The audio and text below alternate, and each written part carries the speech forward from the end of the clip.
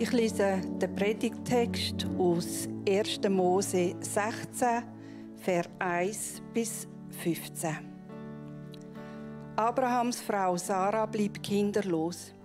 Sie hatte aber eine ägyptische Sklavin namens Hagar. So sagte sie zu ihrem Mann: Du siehst, der Herr hat mir keine Kinder geschenkt, aber vielleicht kann ich durch meine Sklavin zu einem Sohn kommen. Ich überlasse sie dir. Abraham war einverstanden und Sarah gab ihm die ägyptische Sklavin zur Frau. Er lebte damals schon 10 Jahre im Land Kanaan. Abraham schlief mit Hagar und sie wurde schwanger. Als sie merkte, dass sie ein Kind bekommen würde, begann sie auf ihre Herrin herabzusehen. Da sagte Sarah zu ihrem Mann: Mir geschieht Unrecht und du trägst dafür die Verantwortung. Ich habe dir meine Sklavin überlassen. Seit sie weiß, dass sie ein Kind bekommt, verachtet sie mich. Ich rufe den Herrn als Richter an. Abraham erwiderte: Sie ist deine Sklavin, mach mit ihr, was du für richtig hältst. Sarah ließ daraufhin Hagar die niedrigsten Arbeiten verrichten. Da lief sie davon. In der Wüste rastete Hagar bei dem Brunnen, der am Weg nach Schur liegt. Da kam der Engel des Herrn zu ihr und fragte sie: Hagar, Sklavin Sarahs, woher kommst du? Wohin gehst du? Ich bin meiner Herrin davongelaufen, antwortete sie. Da sagte der Engel: Geh zu deiner Herrin zurück und ordne dich ihr unter. Der Herr wird dir so viele Nachkommen geben, dass sie nicht zu zählen sind. Du wirst einen Sohn gebären und ihn Ismael, Gott hat gehört, nennen. Denn der Herr hat deinen Hilferuf gehört. Ein Mensch wie ein Wildesel wird er sein, im Streit mit allen und von allen bekämpft. Seinen Brüdern setzt er sich vors Gesicht. Hagar rief: Hab ich wirklich den gesehen, der mich anschaut? Und sie gab dem Herrn, der mit ihr gesprochen hatte, den Namen: Du bist der Gott, der mich anschaut. Darum nennt man jenen Brunnen Beer Lahai Roi, Brunnen des Lebendigen, der mich anschaut. Er liegt zwischen Kadesh und Beret. Hagar gebar Abraham einen Sohn, und Abraham nannte ihn Ismael. Abraham war damals 86 Jahre alt.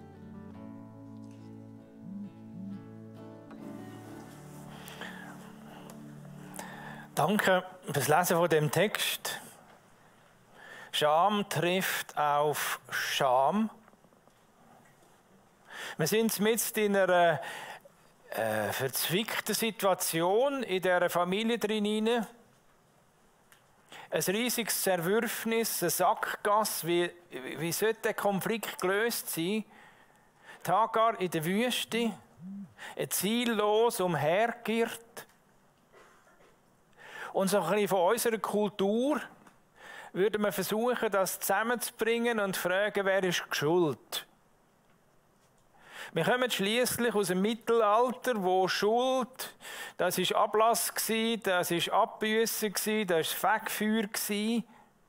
Da ist nachher die Reformation gekommen. Wie komme ich einen gnädigen Gott über? Eine Schuld durch Vergebung. Aber Schuld ist immer so ein bisschen das Zentrum gsi von dem. Und jetzt da Schuld, eine Scham. Eine Schuld wird gelöst durch Vergebung, durch Versöhnung. Eine Scham wird gelöst durch Wertschätzung, durch Ehre, wieder dazugehören. Und das sind 2 Linien, die man in der heutigen Zeit auch in unserer westlichen Kultur wieder neu entdeckt, wie die zusammenspielen. Aber man entdeckt auch, wie einfach nur die Linie von Schuld gewisse Situationen und gewisse Menschen nicht befreit. Aber was ist eigentlich Scham? Scham, wenn ich das in meinem Leben so schaue, ist ein diffuses Gefühl. Nicht so wie ein schlechtes Gewissen, es ist ein bisschen diffus, wo kommt, es so ein bisschen, ich bin glaube ich ein komischer Mensch, ich gehöre nicht recht dazu. Situationen zum Beispiel, die ich nicht richtig einschätze, weil ich es nicht sehe. Bin ich jetzt angesprochen vom anderen oder nicht? Es ist so peinlich. Ich strecke einem die Hand nicht entgegen oder entgegen und er streckt sie nicht aus. Und einfach so ein bisschen auch Angst, ein bisschen bloßgestellt sein. Da arbeiten ringsum alle, bringen wieder alles in die Ordnung, in der Kille da drin und ich kann nicht mithelfen. Irgendwie fehl am Platz. Einfach so das Gefühl, peinliche Situation. Und vielleicht habt ihr das auch in eurem Leben drin. Also die Predigt wäre jetzt zum Entdecken, wo sind so diffuse Gefühle, lernen zu benennen, in was für Situationen sind die drin und sich da in dieser Geschichte wieder zu finden. Es ist eine Familiengeschichte, die wir jetzt hier hören, in 1. Mose 16. Es ist eine Familiengeschichte in der Familie von Abraham. Und die die Bibel ein bisschen kennen, merken, das ist eine ganz bedeutende Person, ein grosses Vorbild, Stammvater vom Glauben. Und in dieser Familie, Stammvater vom Glauben, kommt Scham und Beschämung so vor, dass es ein riesiges Zerwürfnis gibt und zu einer Sackgasse kommt. Also eigentlich gemeint, wenn wir das nehmen, die Familie Gottes, oder, die sollte ein Ort sein, wo ich mich nicht schämen muss und nicht beschämt wird. Aber leider passiert das Gleiche wie in der Familie Gottes. Wir können da reinkommen und uns zu wenig fühlen oder gar beschämt werden. Ist eigentlich nicht so gemeint, aber es kommt leider vor. Und darum müssten wir auch gut auf den 3. Punkt dann hören. Wie kommen wir aus dem raus? Wie wird die Familiengeschichte jetzt gerettet? Gehen wir jetzt in die Familiengeschichte rein. Natürlich, es ist schon, was ist es, etwa 3'500 Jahre her, eine ganz andere Situation. Aber Menschen, die doch ähnlich funktionieren. Und ich mute euch zu, jetzt da drin hineinzutauchen, aber immer wieder zu fragen, sehe ich mich da und dort? Ich will ein paar Parallelen bringen jetzt zu heutigen Schammöglichkeiten und Arten, aber vielleicht auch nicht deine treffen. Aber wir gehen jetzt mal los, auf den Blick aufs Leben von Sarah. Die Scham und Beschämung Sarahs und wie sie darauf reagiert. Scham und Beschämung geht zwar in die gleiche Richtung, kommt aber von etwas anderem. Also Scham heisst, da ist etwas, das von mir innen rauskommt. Und Beschämung ist etwas, das von außen mich beschämt. Also jetzt tönt ein bisschen komisch, oder? Aber jetzt ein wichtiges Beispiel. Eben Scham jetzt bei der Sarah. Sie war kinderlos gewesen. Natürlich jetzt kinderlos ist schon mal etwas natürlich schwierig zu ertragen. Man hat gerne Kinder. Ein Wunsch, der nicht erfüllt wird, ist schon mal schmerzhaft. Aber dann kommt noch Kultur und die Kultur, die Wertung, die man übernimmt. Und das ist dazu mal besonders heftig gewesen, oder? Dann bin ich keine richtige Frau. Dann geht ja das mit dem Erben nicht recht weiter, oder? Wenn ich kein Kind habe und überhaupt, vielleicht bin ich von Gott gestraft. Das ist die Kultur gewesen. Und Scham ist eine gewisse Wertung, die sicher in der Kultur inne ist, aber ich übernehme sie und mache es zu meiner Wertung.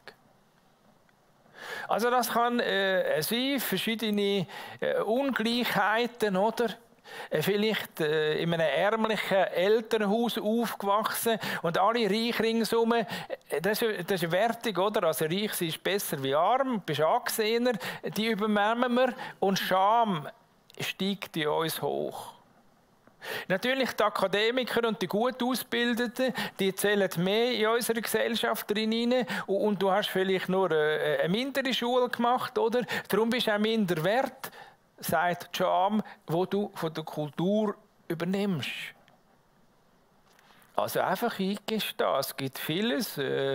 Ja, jetzt auch von anderen Einschränkungen, Schwächungen, eben behindert sein, alle anderen sind verheiratet und du bist Single.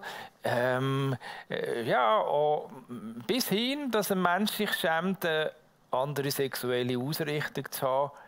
Also gibt es vieles, das ist Scham und wir müssen schauen, was ist da in unserer Kultur, wo ich beschämend, schädlich übernehme. Dann hat Sarah aber auch eine Beschämung sondergleichen, ich würde sagen, eine traumatische Beschämung erlebt. Und dazu müssen wir ein bisschen jetzt zurückgehen in die Geschichte drinnen auf 1. Mose 12.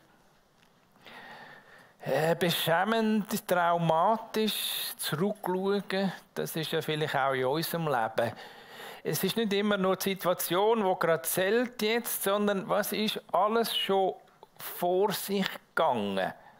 In dem Startvers heisst es nicht nur, sie war kinderlos, sondern sie hatte eine Sklavin aus Ägypten gehabt. Und die hatte eine Bewandtnis gehabt. Und die hatte eine sehr traumatische Bewandtnis gehabt. Und überall, wo jetzt Sarah der Hagar begegnet ist wahrscheinlich das Trauma vorgekommen. Das war eben früher, wo Hungersnot war im Land Kanaan. So das Ehepaar, Abraham und Sarah, und sie mussten auswandern, dort, wo es noch zu essen gegeben hat, in Ägypten. Abraham hat aber sehr realistisch gesehen, also seine Frau wird so zwischen 65 und 70 sein, aber immer noch eine tolle Schönheit, oder? Und das kann gefährlich sein, so eine exotisch schöne aus fremden Ländern, oh, das könnte heikel sein. Da müssen wir Vorkehrungen machen und seine Vorkehrung war, gib dich einfach als Schwester aus. Hat ja eigentlich gestummen, oder? Er war zwar geheiratet mit der Sarah, natürlich, das war seine Ehefrau, aber der Verwandtschaftsgrad war so, dass sie den gleichen Vater haben und eine unterschiedliche Mutter. Also Sarah ist 10 Jahre später geboren wie er. Aber jetzt müsst ihr einfach euch drin fühlen. Natürlich, jetzt Hungersnot und bist am Verhungern. Aber jetzt hast du einen Mann, der sagt, gib dich als Schwester aus, als wären wir nicht verheiratet und dann bleibe ich am Leben, oder? Sonst bin ich vielleicht gefährdet, oder? Du wirst zwar dann Frau vom Pharao, eine unter vielen anderen, okay, ja, das kann ja passieren, oder? Ich bin jetzt nicht mehr zu deinem Schutz zuständig. Und dann, wenn du dann als hübsche Frau vom Pharao, dann komme ich noch Belohnung über, oder? Weil ich ja irgendwo mit dir verwandt bin. Also das ist absolut dramatisch. Vom Ehemann so versäckelt worden sein. Denken wir etwa ähnlich, oder? Wie im Zweiten Weltkrieg, oder? Wo sich dann die eine jüdische Frau hatten, einfach scheiden lassen haben und im Stich gelassen haben, bis im KZ vergast worden sind. Also so ist Abraham, ein Glaubensvater. Interessant, mit was das Gott in der Bibel Geschichte schreibt. Aber überall, also die Hagar ist nachher, kann man sagen, so ein bisschen das bekommen, wo eine Sklavin, oder, neben Kamel und so weiter, wo jetzt der Abraham bekommen hat, weil jetzt er Sarah als Freiwild dargeboten hat. Wenn Gott nicht eingegriffen hätte, wäre die Geschichte absolut daneben gegangen. Also wir sehen da absolut traumatische Beschämung. Vielleicht bei uns nicht so schlimm, aber wir kennen vielleicht auch Menschen, die uns im Stich gelassen haben, einfach so voll gelassen haben, losgelassen haben, ein heisses Eisen. Ich schaue jetzt für mich, schau du selber. Und wie hat sie jetzt reagiert? Also wir sehen Scham von der Kinderlosigkeit, Beschämung, einfach so eigentlich nicht mehr geheiratet sein, oder? Schutzlos. Und jetzt, wie reagiert sie? Sicher nehme ich an, so eine zackige Frau, so stelle ich mir Sarah vor, oder? Also jetzt irgendwann warten wir auf Nachwuchs und jetzt kommt sie nicht, oder, der Nachwuchs. Jetzt müssen wir nach die eigene Lösung suchen.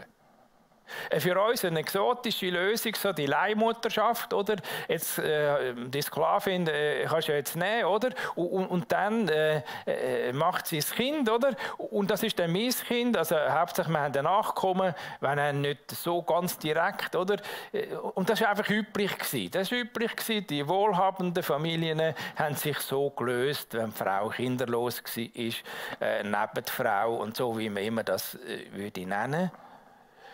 Aber überall dort, wo man eigenmächtig kämpft um eine Lösung, jetzt eben, weil wir von Scham reden, das war ja nicht nur ein Nachkommen zu haben, sondern aus dieser Scham von der Kinderlosigkeit rauszukommen. Wieder zu Ehre, zu Wertschätzung. Hey, ich bin eine normale Frau, ich stehe im Leben drin. Wie komme ich da raus? Wir versuchen es selber. Und das kommt nicht gut raus. Und die ganze Geschichte zeigt, wenn wir in den zwischenmenschlichen Beziehungen selber um Ehre und Wertschätzung gegen Scham kämpfen, das kommt nicht gut raus. Es war ja eigentlich ihr Vorschlag, Abraham, du könntest jetzt die Lösung und da Sex haben mit der Hagar, oder?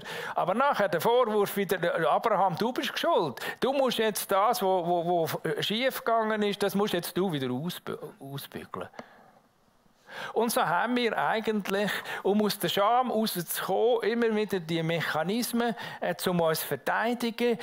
Der andere ist schuld, wir degradieren den anderen, wir machen Mobbing, oder, dass der andere muss gehen. Ja, einfach das ist schon die Schamgeschichte von der Sarah. Ich habe das euch nicht erzählt, einfach um, dass ihr jetzt ein bisschen mehr wisst, sondern sehen, wie Scham funktioniert. Das Diffuse muss einen Namen haben und dann müssen wir die ganz spezielle, auf unsere Scham zugerichtete Sache haben, drin, Antwort haben von Gott her, von der Bibel her. Gehen wir jetzt auf die Hagar. Dort ist es ähnlich mit Scham und Beschämung, einfach ein bisschen anders natürlich so, aber das funktioniert auch so. Also die Scham und Beschämung Hagars und wie sie darauf reagiert. Also würde mal beschreiben, die Hagar war eine Sklavin gewesen. Die ist jetzt in Ägypten einfach so gehandelt worden auf dem Sklavenmarkt. Als Sklavenware oder als Handelsware ist sie da, man gibt dem Abraham noch etwas mit, oder? Man hat Kamel gekauft und Schaf gekauft und man hat die Hagar gekauft und dann weiter verschenkt, oder? Also das ist einfach so, das ist Besitz, das ist wahr. Über die hat man jetzt einfach verfügt, die hat ja nichts zu sagen. Die hat keine Bedürfnisse und nichts, oder? Als Parallele, was wäre das Enkel? Urenkel? Urenkel, glaube ich, der Josef. Also der Josef ist ja dann irgendwie ein Urenkel von Abraham. Dem ist es so passiert, oder? Der ist von den Brüdern verkauft worden als War, oder? Und dann dort in Ägypten wieder gehandelt worden als War. Das ist Scham. Und so gibt es Scham auch in unserer Kultur. Vielleicht nicht. Es gibt auch moderne Scham, es gibt auch natürlich dann im Rotlichtmilieu versklavte Frauen und so weiter. Das gibt es alles auch. Es gibt aber auch so sklavenhafte Chefs und einfach die absolute Abhängigkeit von der wirtschaftlichen Lage, einfach unsere Bedürfnisse zählen nicht. Wir sind angestellt wie als Maschine. Wir müssen funktionieren einfach als Maschine. Eine Würde haben wir keine mehr in unserer Gesellschaft. Es geht um Geld. Das löst Scham aus. Oder einfach so auch, nehmen wir es noch ein bisschen von einer anderen Seite. Du kannst dich nicht mehr selber bestimmen, wie eine Sklavin. Du bist keine Sklavin, wenn du jetzt älter geworden bist, aber du bist hilfsbedürftig, du kannst dein Leben nicht gestalten, du bist, wenn das Pflegepersonal kommt, dann musst du aufstehen morgen am 6 Uhr, oder? Und am Abend am 6 Uhr im Pflegeheim musst du dann wieder ins Bett, dass die endlich mal Feierabend haben, oder? Also so, das ist Scham, die Abhängigkeit. Und dann kommt jetzt noch die Beschämung dazu, oder? Also, sie ist Sklavin, sie ist schon mal von der Kultur her minderwertig oder wertlos eigentlich. Und sie kann jetzt das übernehmen in sich hinein. Ich bin halt nur Sklavin, ich bin ein wertloser Mensch. Aber dann wird sie noch beschämt. Also einfach eine Szene, wo so uns die Haare sträubt, ein bisschen, oder? Aber dazu mal natürlich nicht. Also jetzt einfach so die Leihmutterschaft, oder? Einfach so ein bisschen Sex mit dem Abraham, jetzt nicht aus Liebe, sondern einfach Funktion als Gebärmutter und so, oder? Also einfach völlig degradiert zur Sexmaschine, oder? Und das war dazu mal rechtlich geschützt gewesen. Ich glaube, Leihmutterschaft in der Schweiz noch nicht erlaubt, aber in anderen Ländern so. Aber sie haben ja nicht einmal etwas bekommen, oder? Aber einfach so die Intimsphäre, die eigentlich überhaupt keine Intimsphäre mehr ist, die wird einfach überfahren, damit jetzt der Wunsch nach Kind bei der Sarah gestillt wird. Ich würde sagen, auch eine absolut traumatische Beschämung. Und da hat jetzt Sarah, Entschuldigung, dass ich da immer die Namen ein bisschen durcheinander bringe, aber ich spüre schon, wie es das geht. Also die Hagar ist natürlich hat jetzt auch reagiert. Jetzt ist sie plötzlich oben gewesen und hat ihre Triumphkarte ausgespielt. Also ja, ich kann jetzt etwas, was du nicht kannst. Haha, ich bin gut. Ich bin jetzt schwanger, oder? Du hast es nie geschafft, in all diesen Jahren, oder? Mit dem Abraham zusammen, oder? Aber bei mir hat es vielleicht 1-2 Mal gebraucht, oder? Und jetzt bin ich schwanger. Aber natürlich ist der Kreislauf, oder? Von Beschämung und Weiterbeschämung und der läuft weiter. Also natürlich hat das jetzt Sarah nicht können auf sich sitzen lassen, oder? Also schließlich ist sie die Chefin, oder? Und hat jetzt die Sklavin noch weiter abgedruckt, wie sie es sonst schon gemacht hat, oder? Die dreckigsten Arbeiten, Repression, Gewalt, runter, oder?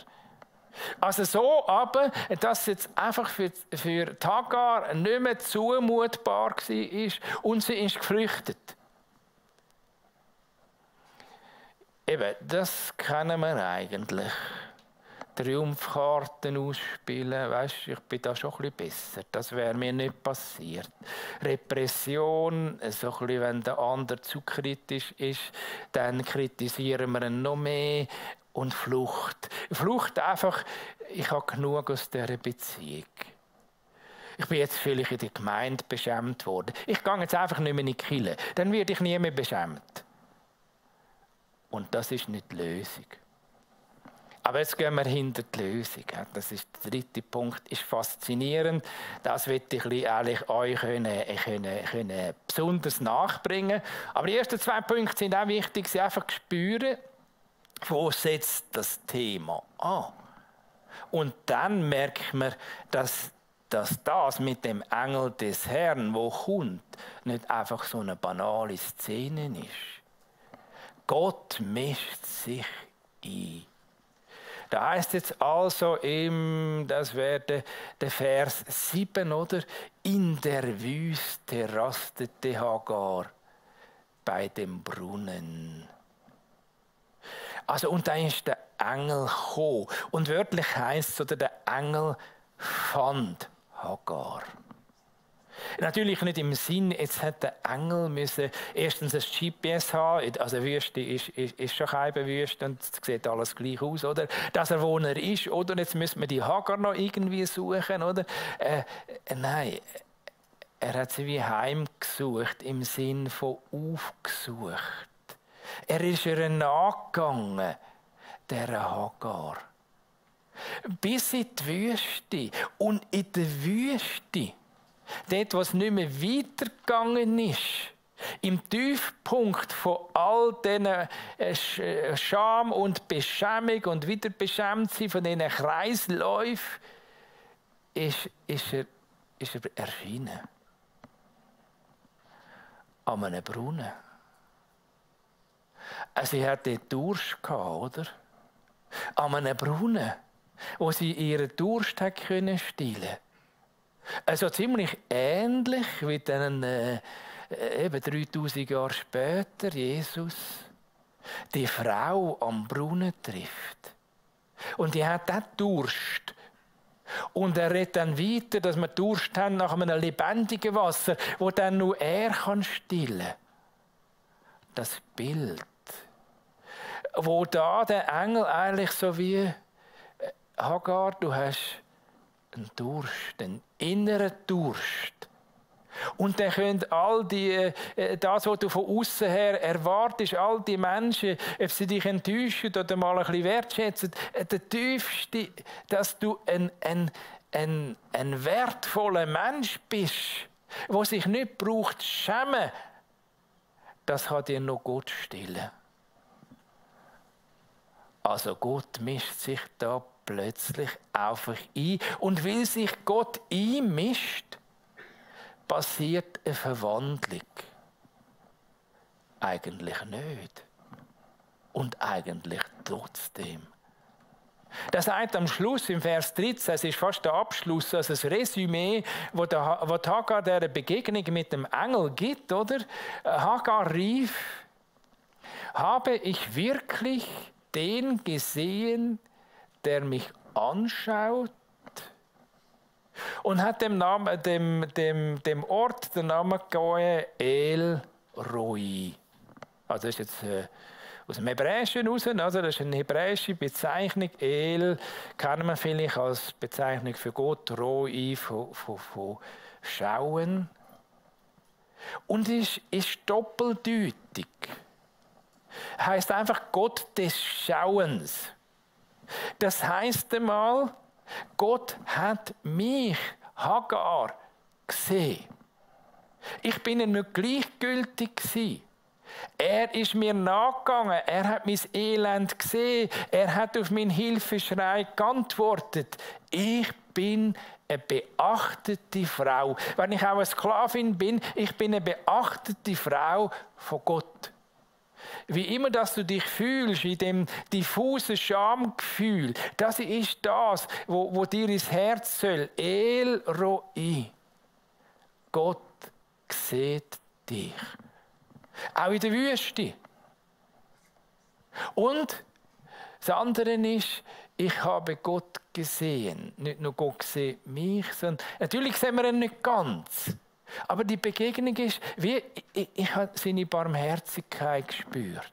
Ich habe gespürt, der meint es gut. Ich habe gespürt, das ist ein Weg für mich, eine Befreiung aus der Scham raus. Und jetzt ist es einfach so in der Geschichte.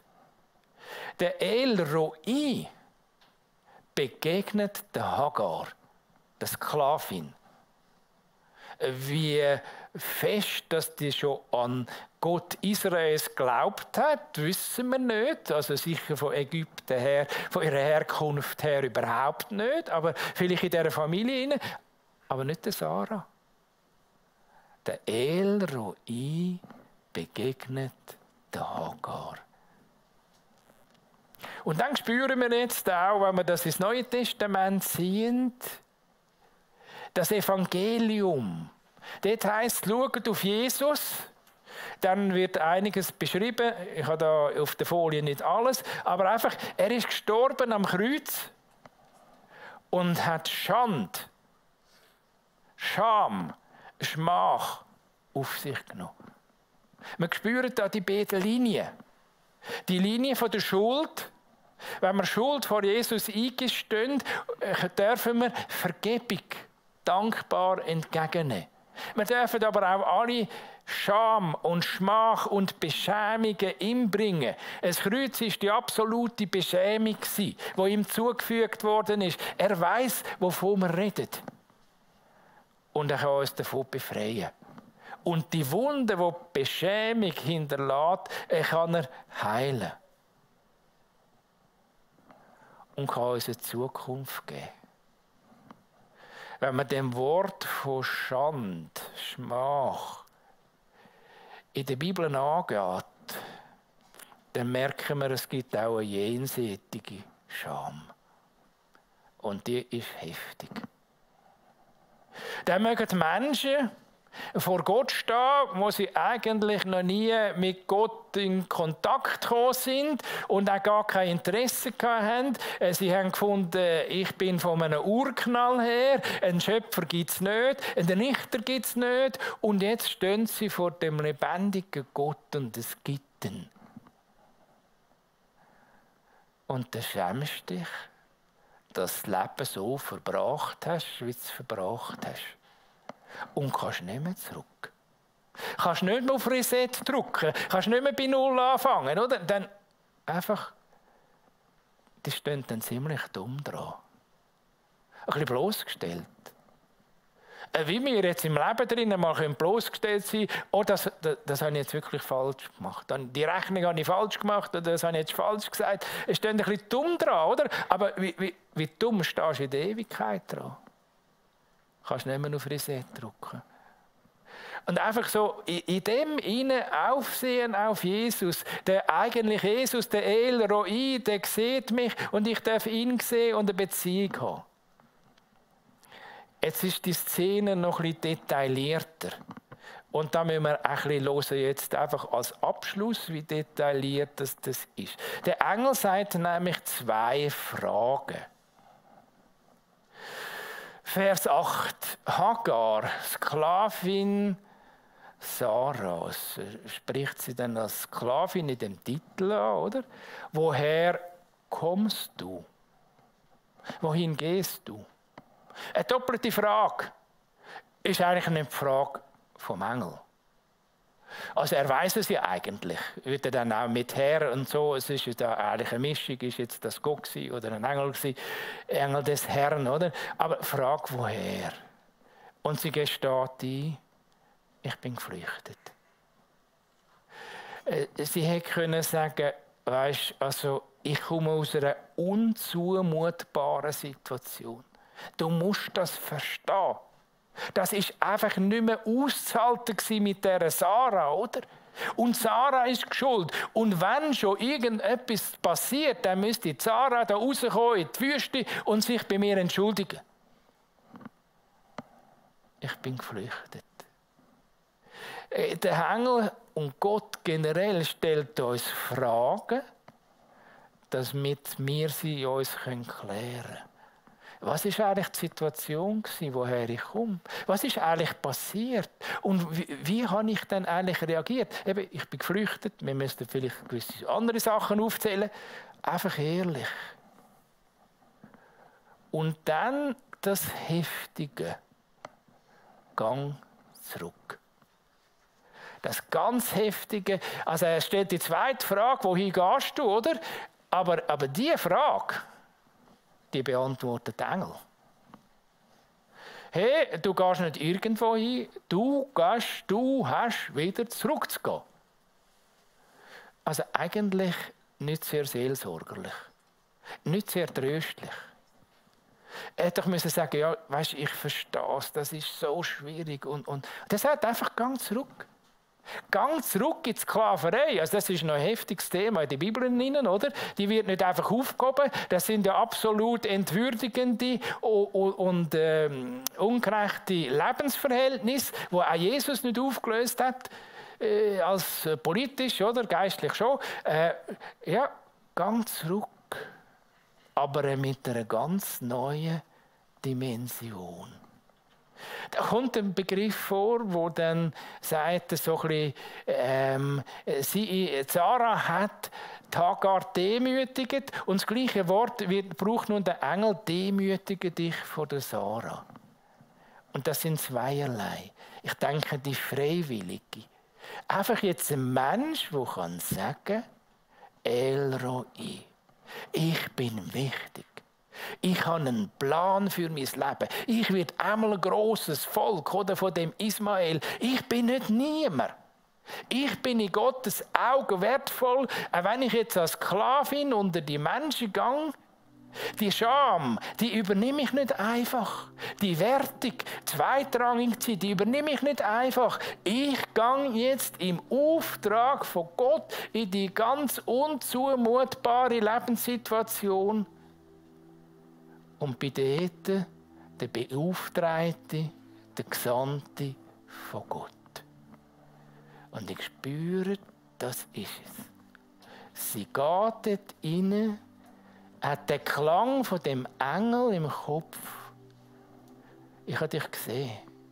Ich habe dein Gebet erhört. Gang zurück. Ich komme mit.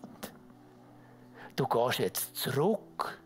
Nicht mehr als beschämte, demütigte, abgequetschte Person zerdrückt, sondern als Sklavin mit erhobenem Haupt. Und das wünschte ich euch, wo ihr Scham und Beschämung einfach in euren Bereich habt. Flucht, fliehen, das ist nicht die Lösung, sondern Begegnung mit Jesus, mit Gott. Er richtet eure Häupter auf, wenn man will sagen, dass ihr geradeaus laufen könnt und dass eure traumatischen Beschämungen dürfen heil werden. Dann möchte ich noch beten. Herr Jesus, wir danken dir einfach für so Geschichten in der Bibel. Wie du reinkommst in ein Leben, das verworren ist, Zerwürfnis ist, das fromm ist und geistlich ist und so völlig daneben ungeistlich, wo so menschlich ist, wo so Beschämung und Gegenbeschämung und einfach alles so läuft, wie es in der Welt läuft. Und du kommst drin hinein und du siehst es. Und du willst Barmherzigkeit hineintragen. Wir bitten dich, ich bitte dich für jeden in diesem Saal, im unteren Saal, im Internet, zeig du die Scham, Beschämung. Zeigt aber auch unser falsches Reagieren, wenn wir das weitergehen, das Kränkte und andere kränken. Zeigt unsere Schuld. Aber auch wieder die Befreiung von dieser Scham. El Roi. Amen.